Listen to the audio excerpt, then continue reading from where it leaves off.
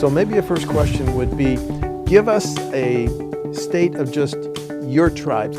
Madison has just been designated in December, Truax Field, as the home of F35A. Doctor, can you start? Give us an overview.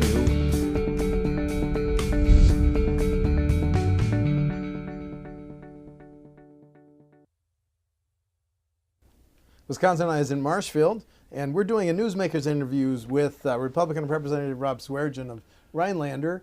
And I'm so curious about this Special Legislative Council Study Committee, which, give us the full name. It has alcohol in it, but what's the name of the study committee? It is the Legislative Study Committee on Alcohol Enforcement. Okay, I have so many questions because my understanding is that this Legislative Council Committee was started after Senator Fitzgerald introduced 801, which would call for what with the Department of Revenue? So there was some discussion through Senator Fitzgerald's bill afterwards. First of all, I should start set the stage on. Please do. On what a study committee is. Yes. First. So at the end of each session, a legislative session, leadership from both houses, the joint legislative council, get together and they canvass all the lawmakers to see what issues were either unresolved or something that is clearly a problem or something that wasn't properly put to rest. Mm-hmm. And so out of that came 9 different study committees. The one that I got asked to chair was the one on alcohol enforcement. Okay. And so near the end of session, as you recall, there was an effort by Senator Fitzgerald and others to come up with what they called the alcohol czar. Alcohol czar. Right. In the Department of Revenue. Correct. So the theory was to kind of sort of remove the Secretary of the Department of Revenue and then create this position where this person would have oversight rights of the governor. And there was a lot of, I would argue maybe the bill wasn't ready for prime time. Yep. I think the concept was good at the time, but there was a lot of caveats and a lot of stuff inside of it that really kind of tanked it at the end. Well, just to clarify, Rob, were special interest groups, were the wholesalers and retailers and the local officials, were they frustrated not getting answers from the Department of Revenue? So why does Senator Fitzgerald think a czar is needed? Yeah, so actually if we move beyond the Fitzgerald proposal and move into the study committee, Please. That is exactly why it was formed. There is a thought or a problem that the legislature has identified within the alcohol industry, that there is an ongoing frustration with the Department of Revenue in terms of how they enforce Chapter 125, which are the Wisconsin alcohol laws. And so there is a division in the Department of Revenue that takes care of alcohol enforcement. Mm-hmm. There was some frustration among industry players between all 3 of the tiers, the manufacturer tier, the wholesaler tier, and the retailer tier, that they weren't getting consistent answers. They weren't getting their issues addressed. And so that's what kind of spawned this committee along with Senator Fitzgerald's bill. So first thing we did is had the Secretary of Revenue in for a couple hours and discussed what was going on with the department. I'm happy to say that after that initial conversation with the Secretary, he came back to us again 2 months later, which was just last month. Right. And as a result of this, what the committee did with this, the Secretary, the department is responding. They've changed some of the information on their website. They are talking very much about doing a restructuring of their alcohol enforcement section. They haven't really asked for any resources in terms of any new agents, although that is something that was discussed along the lines with the committee. So I think we've made a small impact already with the Department of Revenue. Of course, now we're getting into the new budget cycle. Remains to be seen how quickly some of this can be implemented. But as a legislator, I'm kind of excited that the department has responded this quickly, and that I look forward to working with them, moving forward, and hopefully we can accomplish something. But as I have loosely monitored your committee, your council, this Ledge Council committee, local government officials, aren't clerks, haven't they expressed some concern about not being able to get answers out of DOR? Yeah, they sure have. So you have industry groups right. and clerks all bringing their concerns to your committee. Correct. And for clarification, the committee only has 4 legislators on it. Right. We've got myself, Senator Johnson. Yep. Senator Dan Fine is my vice chair. Representative Zamarripa. Correct. Yes. And so the rest are the other 11 then are made up of industry outsiders or insiders, I should say, or Right. just folks from around. So, so the municipalities have expressed some concern and some frustration with the department as well. And I was very happy that Secretary Chandler came back and is willing to open a channel. He is talking also about, the term czar, I don't think really applies in this case, but he is talking about maybe somebody that would be more accessible to these people, and potentially maybe an alcohol attorney within that department. So there is some exciting stuff here, but nothing is set in stone. And so we'll see how we move forward after budget time. Well, you've seen the study that said the impact of alcohol sales in Wisconsin, I think in 2016 was $7.92 billion, that there were 59,575 people whose jobs involved the sale of alcohol, and that wages paid people selling alcohol, along with their supplier and other industries, totaled $2.69 billion in wages and benefits each year. So this was the first estimate that I saw of the impact of alcohol sales on Wisconsin. And we in Wisconsin like some alcohol beverages at times. So has your committee then become a debate over the whole alcohol industry? Because the reason I ask is our alcohol industry, as you know, is regulated by this three-tier system. Correct. And the tiers are wholesalers, Manufacturer, wholesaler, retailer. and that was adopted after Prohibition ended Correct. in the 1930s. Right, correct. Well, is that still a model for 2018, Rob? It really is, and you can argue that part of the success of those numbers are because of the current three-tier system in the state of Wisconsin. It's not the best example across the nation, but it's kind of the best of the worst. And Wisconsin has been doing it for a long time, like you indicated, just after Prohibition. So this committee has been, and keep in mind that the scope is narrow, right? We're just talking about really but four things. We identified three initially, but the fourth one just came to light recently. The first one was the Department of Revenue and how they do their enforcement. The second one was an issue that lied within the Department of Justice and the Department of Revenue in terms of there was an informal opinion that came out of the Attorney General's office a while back that allowed, or the thought was that wineries were allowed to serve beer on tap as well as their product in their tasting room. But then there's a second doorway caveat to it. It's very confusing, and that informal opinion also kind of flew in the face of three-tier. Okay. And so there's a lot of confusion with that opinion. So part of the task is maybe to address that. Well, I was going to ask that. So you were given a charge of initially to look at, I'm going to go back to using the term czar is needed. But now you've gotten into these other larger issues that raise a question of whether the old model, three-tier, still should it be changed, should it be modified? But you just said you think it still works with some exceptions? It does, and Do over we the need years, to tweak it? well, over the years, it's been tweaked quite a bit. There's a lot of exceptions. A lot to of the exemptions. three-tier, yeah.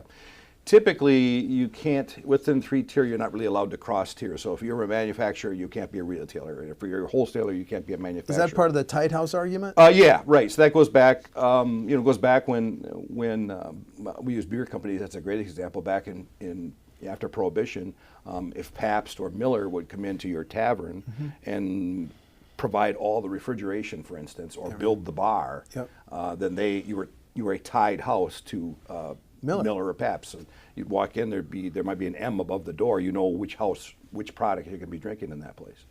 So the third thing, that's not allowed, correct? Correct. That's right. That's Okay. not allowed. That's what three-tier and tied house, all that went away. Because obviously the breweries had a whole heck of a lot more money than anybody else back in the day, and continue. So, the third thing was unlicensed venues, most typically referred to as wedding barns. That's our third task, and then the fourth one that just cropped up was internet wine sales. People shipping in wine that aren't registered by the state of Wisconsin to do so, and thereby avoiding sales tax. So that is the fourth concept that we have been working on. Internet wine sales, is that have you seen stats? Is it a growing part? Yeah, it is. So Wisconsin has a unique concept when it comes to buying wine anywhere, and we use California as a great example. You have to be permitted by the state of Wisconsin to ship into the state, but nobody really checks on the permit, and it's very hard to enforce. So if you were able to get some wine in from a California vineyard and it didn't come with sales tax attached to it for Wisconsin, you are obligated as the purchaser to disclose that on your income tax report. And anybody doing that? No. So that's a pretty unique concept for the state. So have you seen figures, internet wine sales to Wisconsin dramatically growing? They're out there, and along with just illegal alcohol shipments in general. I mean, you're not allowed to be shipping in a bottle of Jack Daniels or a bottle of wine or a bottle of vodka, but clearly that is going on. Matter of fact, one of the members of the committee actually did that on purpose to present these to the committee, and it was pretty dramatic. Wine shipped from out of state that no sales tax had been paid on. Correct. Have you heard any estimates from DOR on the possible loss of GPR taxes on that? I haven't seen the final figures or the figures, but we took a gentleman from Illinois that addressed us at the last meeting last month, and he was involved directly in how Illinois handled that issue with their state, and I believe he said their numbers went up 10%. So it could be quite dramatic. Is this a loophole that has to be closed? I agree. Yeah, absolutely. So the Department of Revenue, and you could argue it's their fault, but really it's very hard to enforce something like this. So they would typically act on a complaint. And so what we need to do is develop some software, get some software that we can get out to these people where the sales tax is collected at the point of purchase and then remitted back to the state. And I think that software does exist. I think other states are probably using it, so Wisconsin needs to just jump on board.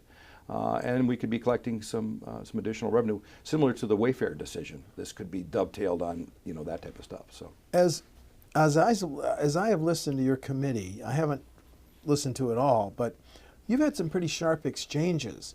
What's the source of the disagreements? So the scope of the committee is what I try to stay focused on, and because we have an array of all the tiers on the committee, so we've got some craft beer guys, we've got some craft distillers on there, we've got some C-stores, I've got a winery owner, we've got the Tavern League on there, we've got one of the former enforcement agents for the Wisconsin Department of Revenue, Roger Johnson, is on there as well, who has been a real wealth of knowledge as well. Miller Coors is represented on there. So, and a beer distributor is represented. So everybody would, the initial thought with some of these people was that we were there to tackle Chapter 125, when that really wasn't the case. Our scope was very narrow, and we identified just those four things. So there is some frustration with the committee members. The committee has yet to take a vote, and yet I know that they've been in the press, some of the members have been in the press saying the committee is stacked or it's unfair, but really we haven't taken a vote. One of the criticisms that you heard is that the Tavern League is overrepresented. You own a supper club. Right. You've got a liquor license. Yep. You're former president of the State Tavern League? Correct. And Pete Madlin, the Correct. Executive Director of the Tavern League. Right. So, with all due respect, is your committee stacked in favor of the Tavern League? I would argue no. Actually, the way I think is really ironic, and nobody really has said it, but there's also another coalition on there too, with Bill Glass with the Brewers Coalition and the Guild, and also Evan Hughes with the Distillers. They're part of a coalition, and I also believe that Sarah Botham is part of that coalition as well. So there's also another coalition on the committee, which I think is fine. But to get their message out is fine as well. So the coalitions, the Tavern League, and the other coalitions that you just outlined, outlined, the craft beer guys, the craft distillers, and the wineries. And the wineries. Yeah. So, and I was just merely asked to chair the committee. I assume because of the decades of experience I have in the alcohol industry. I didn't pick the committee, and they asked me to chair it. I don't know who else they asked before me, and I don't know if I would have turned it down, who they would have asked after me. But so I'm getting beat up for that a little bit, and that's fine. Well, but the alcohol industry in Wisconsin looks nothing like it did when the three-tier system was set up, because now we have, as you've alluded to, you have craft breweries, you have brew pubs, which is special license. Yep. We have wineries growing, and they Are they offering beer? Yes, the answer is yes. And is it legal for them to offer beer? Do we know? Some think it is, some think it is not. So We've had wedding barns. Right. You've right. had some testimony that Right. some people have invested up to $500,000 Yes. in wedding barns. Can wedding barns sell alcohol or provide alcohol for their wedding celebrations? Right. So there's two types of wedding barns, and we actually have had both sides testify. The one side is the properly licensed that operate under alcohol laws in the state of Wisconsin, the Chapter 125. So they have gone through their municipality, got licensed, just like any other reception hall would do. So they can sell their beer and make money that way at beer and alcohol. Then you have this other fairly new business model where people are, and I'll use a bride and groom because we're talking about wedding barns, can go to the local liquor store, the local Walmart, what have you, and they would go in and buy liquor and spirits for their group of 200. Okay, they come back to the wedding barn, they just rent the facility, and then they give their alcohol away To their guests. to their guests. They may not sell it. They can't sell it. But They cannot sell it. They can give it away. They can provide it as part of the celebration. Right. So the barn is simply just renting a venue. And here's where the rub comes in. Even though it's a public place, it is now a private event. Yes. And so that's where the Department of Revenue is asking for some clearer definitions of public and private. Interesting, I just had a conversation with the Attorney General on this issue, and we were talking about the issue, and I'm going to follow up on this as well too, but I believe that the Attorney General agrees that if you're going to be dispensing alcohol, whether you're giving it away or selling it, you need to operate under Chapter 125. So to be clear, these places have no opening hours, no closing hours, no licensed bartender, so nobody there is taking a responsible beverage server course. Right. Whether or not they recognize the statewide smoking ban, we don't know because it's a private event. We're not sure where the tax liability, where the sales tax liability goes with if you're renting a place. There's also an interesting caveat that came out of this too, is some of these operations are operating under the Department of Agriculture. So because they're a barn. Who? Wedding barns? Yeah, because if they're an actual barn, they're operating under the Department of Ag. And so there's kind of there's some ways around they can apply for a special use permit, which would give them 180 days to be exempt from codes. Would they apply to the state or To their the local municipal- government, yeah, local municipality? Yeah, so they have found a gray area or a loophole, but that part of it really is not the focus of our committee. Our committee is strictly the alcohol enforcement. Yes. So we, a lot of members on the committee, and actually I canvassed the committee at the end of the last meeting, and the overwhelming majority of the committee agrees that there's a problem here and agrees that these venues need to be properly licensed. Are we talking here just narrowly about wedding barns or other venues? It could be any venue. I mean, you could see a warehouse popping up, just an empty building, whatever the case may be. But if you're going to be advertising to the public that you are open for business, then you're going to be giving away alcohol or dispensing alcohol, whatever, you probably should be licensed under Chapter 125 or those guidelines. Rob, another part of our liquor laws that are decades old are the quotas. Mm-hmm. And in many areas, there are quotas that are not used, and in other areas, there are quotas that you can't get a liquor license until somebody gives up theirs. Right. Is the quota system still relevant to 2018 Wisconsin alcohol sales? And we go back to the success of three-tier. So the answer, I believe, is yes. First of all, any of these venues can get a beer license right away. Beer is not part of the quota. It's not part of the quota system. Right. But yeah, you're right. Liquor licenses are at a premium in a lot of spots. We just passed a law last session that allowed a municipality to go to a contiguous municipality and buy an extra license. Adjoining. So as long as they're adjoining, and then so that the venue could pick up that license. But yeah, it's a challenge. Here again, not the challenge of our committee, but certainly something that's out there. But they can all get beer. What have you learned in the 3 or 4 meetings of the committee that concerns you in terms of, we had a system that was designed after Prohibition, mm-hmm. and now it's 2018. So what are the major concerns that you have about alcohol sales and how they're regulated in Wisconsin. Yeah, and here again, I support the three-tier system. I really do. I think that the success of the explosion of the craft beer industry, wineries, craft distillery, all of that is under the success of the current three-tier system. Does that threaten businesses like your supper club? No, I don't think so. I think that you all welcome competition. I think that's it's great. That's free enterprise. I think that's great. Okay. But if and we had, like I say, we had both sides of the barn issue. I had the properly licensed barn. One of the owners of the barn was crying. She was crying because they invested all this money in their properly licensed barn because the Department of Revenue told them that's what they had to do, and yet 3 miles down the road, an unlicensed venue opened up. And all those people shifted over because they can save money by not buying their cocktails or their beer by the individual glass. Who regulates wedding barns? Both DOR and local government? Yeah, and or DATCAP if they're under the DATCAP umbrella. And I will say this: some of these unlicensed venues are good players. They do have closing hours. They do try to get licensed bartenders because they have a huge investment. Now, when you say unlicensed vendors, are you speaking narrowly about wedding barns? Yeah, I mean, well, or any venue. Any venue. Right. Some of them are good players. I mean, these places are Cadillac places, beautiful places, but they're not required under Chapter 125. They're just doing it as good policy, which is a great start. But we think there's probably 250 to 300 of these barns across the state.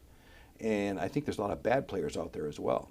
So I've heard horror stories of where they have partitioned off certain parts of the floor. You can't dance there in case you fall through. Because that barn was not built for 200 people dancing. Correct, yeah.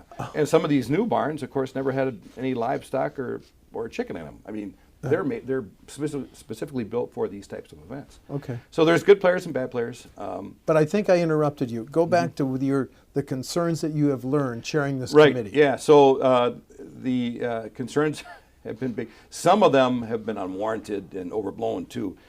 Most recently, you've heard that, and this was the case with the bill that came through at the end of the last session, that we were going to shut down tailgating at Lambeau Field. Let me be clear, nothing could be further or more ridiculous in the state of Wisconsin than shutting down tailgating at Lambeau Field or Brewers or the Milwaukee Bucks Arena. Where did that element of I don't know. fake news come from? They got into the bowels of some of this legislation and went and said it could be interpreted this way. Well, that is not and never was the case. We are not regulating private events. If you want to have your daughter's wedding at your house, you should do that, and you should bring in your alcohol. That's fine. And if you want to park on somebody's lawn and have a can of beer at across the street from Lambeau Field, you will still be able to do that. Most recently, and if you want to tailgate at Friday's Brewers game, which we both hope they win, that's right, fine. Exactly, right, yeah, because you got your Brewers tie I got on. my Brewers tie yeah. on. So So the most ridiculous one, and being from the Northwoods, is that I heard I was going to try to shut down deer camps because you have a place for people that congregate there and bring their own beer. All this highlights ridiculous. How controversial this subject is. Yeah, it's just ridiculous. We in Wisconsin have a fondness for alcohol. Right. How well? So it's been regulated. I mean, if you look at it, I mean, Miller Brewing, for instance, if some of this stuff were to be let go, they have a great venue in Milwaukee. And so what if they brought in wine, and what if they brought in alcohol? I mean, that's what we're trying to regulate. Alcohol screams to be regulated. And the state of Wisconsin, we expect to be safe when it's being served. And not only just alcohol, but anything else that, food related or code related. For our purposes, just alcohol. But there's been some sharp exchanges. Yes. Well, you just said alcohol needs to be regulated. Do we need then a broader look at the entire industry? Because that's what some wanted to turn your committee into. Right. And you're not going to go there, are you? No. The scope on the committee, as indicated earlier, is very narrow. So we're down to just those 4 points. And very honestly, Steve, I don't know that we're going to accomplish anything. That was my next question. Yeah, we have 2 more meetings because we have to be done by December. Okay. We have yet to take a vote. So we will meet again in November and in December more than likely. But I think what will come out of it is either some good creative juices flowing on something that we can help the Department of Revenue with, or some changes. I don't really see major changes coming in Chapter 125, but potentially something that could be addressed. But we're not trying to stifle competition. I think that these wedding barns serve a great purpose.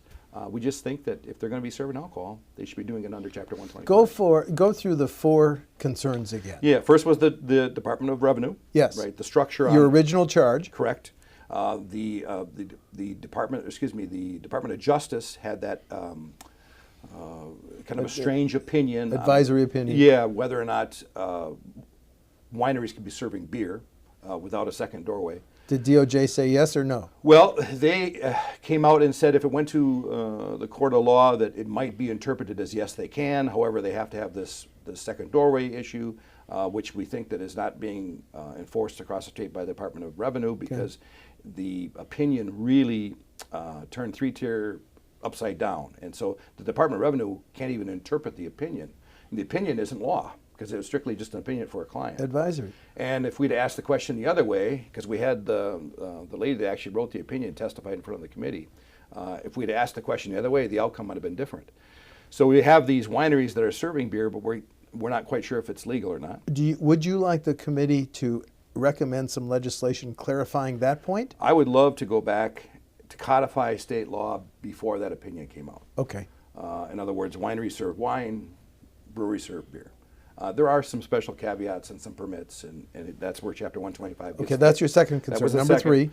3. The third was the unlicensed venues, the Thank wedding you. bars, and then the fourth was the internet sales tax on Sales alcohol. tax. Would you like the committee to recommend legislation in all 4 of these areas, or is that not possible, given the strong views among members of your committee? Right. So I don't think you'll see the committee come up with any legislation as it pertains to the Department of Revenue, because I think that Secretary Chandler is already handling that, and I support whatever he's going to try to do to fix what the complaints are from the industry. And yet that was the original charge. That of was the original committee. charge, yeah. Okay. And so all this kind of spawned because of the Department of Revenue, but I think they're gonna address it. I have high hopes that he'll come up to with something good. Can you get consensus on any and the other 4 areas? Internet sales tax, I think the group agrees needs to be paid. And the unlicensed venue issue, like I say, I took the temperature of the committee at the last meeting, and it looks like we all agree that it needs to be, that they do need to be regulated.